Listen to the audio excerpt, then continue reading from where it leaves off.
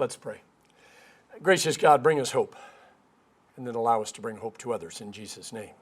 Amen. There are two kinds of hope. The first one is the one that people are most familiar with. It's crossing your fingers. It's wishing on a falling star. It's a lucky rabbit's feet. It's the prayer of the 6th grade student. Dear God, help me pass my test, even though I didn't read the book, study, or listen to the teacher. Amen. The second is the biblical kind. The kind that believes that something good is going to happen, not because we deserve it, not because we've earned it, not because we can even explain it, but because we hope in the grand scheme of things that what needs to happen is for the greater good, which not only involves us, but the entire world. Each week we pray for the homeless, those suffering from mental health challenges, for the war in the Ukraine and now the war in Iran and all the other wars to cease, for our neighbors to get along, for our children and grandchildren to know peace and love. We pray for these things even though the news continues to say that things are getting worse and not better. So why do we bother praying for these things? Even though we know this world is doomed to a fire and a total destruction, at least according to Peter, there's no reason to give up on making a difference in the here and the now, using the time, the talent, and the treasures that God has given us. You see, we're not rearranging the deck chairs on the Titanic. We're working to find out who might be interested in a relationship with God. A relationship, by the way, that will actually change their life in the here and the now. But in the next life, it'll make an eternal difference. When I said there are two kinds of hope, the first is really more of an unrealistic expectation. We might call it entitlement.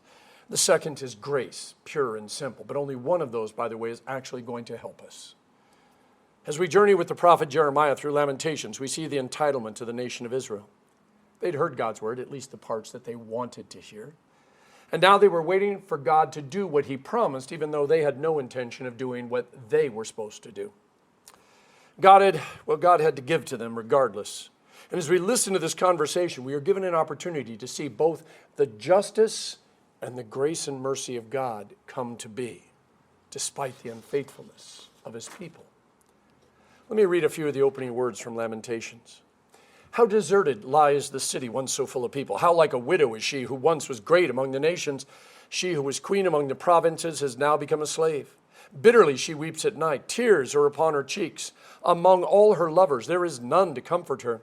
All her friends have betrayed her. They become her enemies. Her foes have become her masters. Her enemies are at ease. The Lord has brought her grief because of her many sins. Her children have gone into exile. Israel's been conquered by the Babylonians. The temple was destroyed. The walls have been torn down, which means there is no protection. The brightest and the most talented have been enslaved and taken to Babylon. Now let me make this personal. What would you do if your home was destroyed? Your job was gone. Your bank account was empty. Your credit cards were worthless. There was no food and no one to protect you. What would you do? That's the book of Lamentations. This is where that second hope, the hope that is not about us as individuals, but rather as a community, becomes so necessary. See, if there is no God, then there are no guarantees. Science is all we have. And that means if the sun decides to go supernova, we are toast, literally. If all the magma on the earth decides to come out, well, again, we're toast.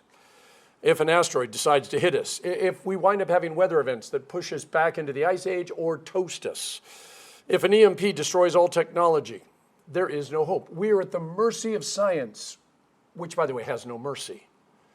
If there is a God, then sin and death and pain and loss are not endless. They are not infinite. This far and no further, God told the water when he created the heavens and the earth.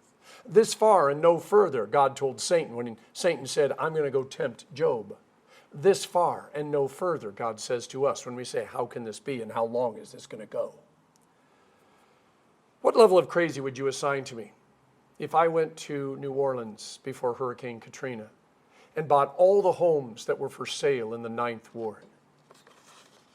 And then, by the way, went to Lahaina before the wildfires and again bought everything that was for sale in Lahaina.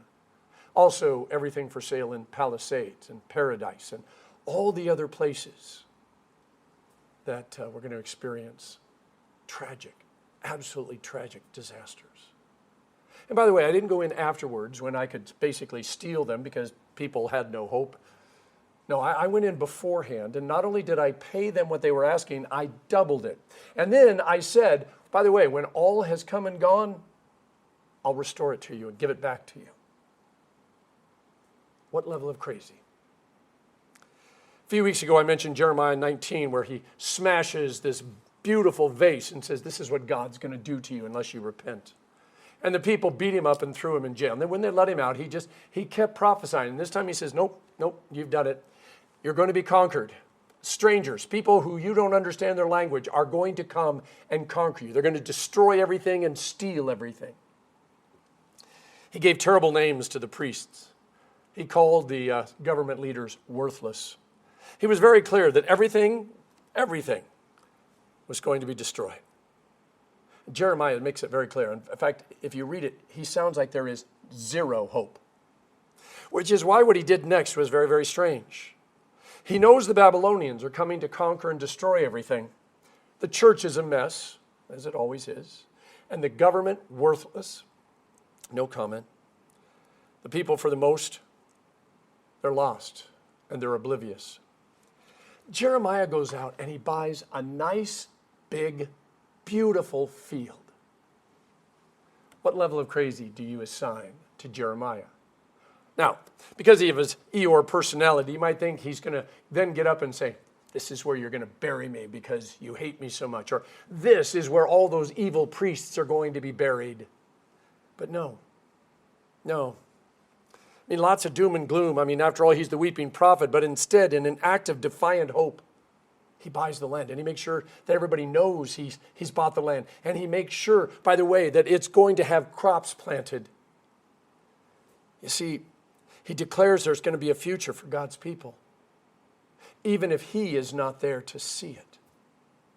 500 years ago, somebody supposedly asked Martin Luther, if you knew you were going to die tomorrow, what would you do today? And Luther said, plant an apple tree. And the person is incredulous, and he says, why would you do that? And Luther says, well, that was on my list for today, and if it was important enough for me to put it on the list, then I'm going to get it done.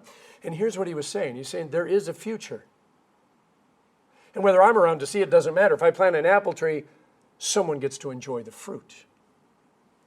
As believers, our life is always about buying a piece of land, planting a fruit tree, because we are theological optimists. Our hope is not naive, nor, by the way, is it the easy way out, as some suggest. In fact, it's the hardest way out. Listen to what C.S. Lewis says in his work, The Problem of Pain.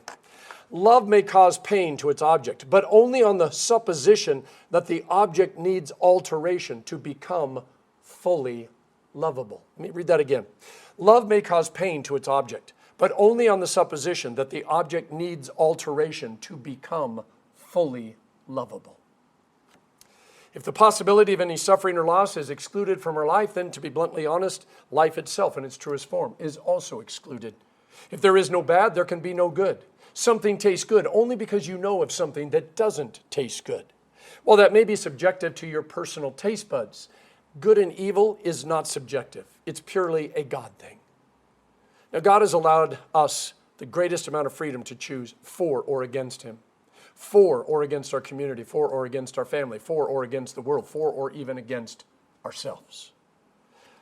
Pain and loss is a necessary consequence of this design. For one person to win, there must be a loser, unless we all agree that there is only one way to see things, and we actually all embrace it and live it. But that's impossible. It's impossible because of sin. The simplest definition of sin is us always choosing ourselves over anything else. And because we're not prophets, the only future we can see is one full of sin and pain and loss. This is why the prophet Jeremiah bought a piece of land. He wants us to know that there is a future, one that is not ruled by sin and pain and loss. All the evil, terrible things are not infinite. They have an expiration date. And when they reach their expiration date, a new world is going to pop up. A new heaven, a new earth, one ruled by grace and mercy. One which, by the way, sin and pain and loss and death are not invited to, and God is not going to let them in. You see, God is going to bring about this new kingdom of grace and love for the people he loves. That's what Jeremiah is declaring by buying this piece of property. If God is going to bring about this beautiful kingdom of grace and love, now comes the big question, why do we have to wait for it? Why doesn't he bring it about right now? I mean, that's what the woman in Lamentations, remember, she is personified as, she's the kingdom of Israel personified.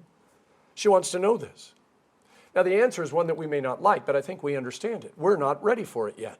We may be tired of the suffering and the loss, but like Jeremiah's church, we just don't get it yet. Call it what you want. It's our 40 years in the wilderness to learn what we need to learn so that we're ready for what is really coming. Pain shatters the illusion that all is well and that what we have, regardless of what it is enough. Pain and suffering take away our false sense of happiness. Takes away the illusion that we're self-sufficient. Not long before his crucifixion, Jesus was talking to the crowds, and he says, now's the time for judgment on this world. Now the prince of this world is going to be driven out. But I, when I am lifted up from the earth, will draw everyone to myself. In the Garden of Gethsemane, he says, Father, may they be brought to complete unity to let the world know that you sent me and that you have loved them even as you loved me. Jesus says, I'm going to draw everyone to myself. See, our desires must change from loving ourselves to loving God. We have to lose ourselves in order to find our true selves. And by the way, that's not something we can do. Only comes through the power of God's word and spirit.